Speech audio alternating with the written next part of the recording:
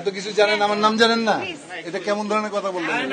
এত কিছু আপনারা বুঝতেছেন, এত জানেন, এই নাম, আমার নাম কি এটা জানেন না? এলাকার লোকাল ছেলে, এইভাবে আমার একটা রাইট আছে।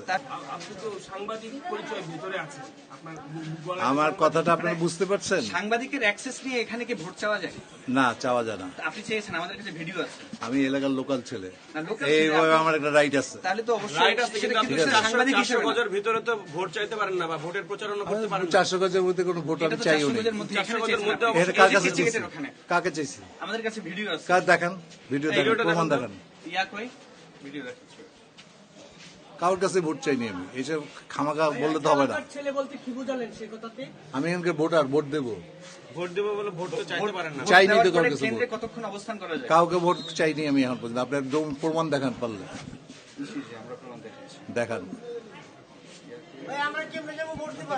না মানে আমার কথা সাইড দেন, সাইড দেন, মানে ভোটারদেরকে যেতে দেন। কেন্দ্রে একজন সাধারণ ভোটার সেখানে আমি অবস্থান করতে পারে। এখানে আমি কতক্ষণ অবস্থান করতে পারি আমি সেটা বলছি না। আমি এটা ভোট দেওয়ার পর অবস্থান এটা আপনারা জানেন না?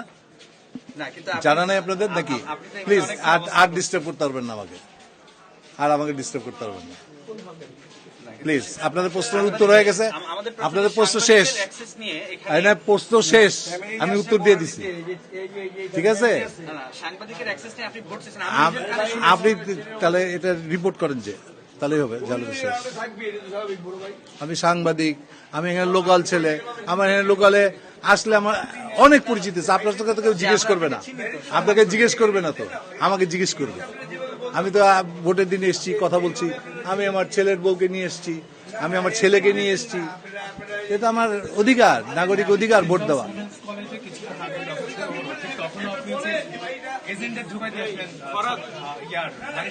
ধানের শীষের ঢুকাইনি, সবাইকে ঢুকাইছি, সবাইকে ঢুকাইছি।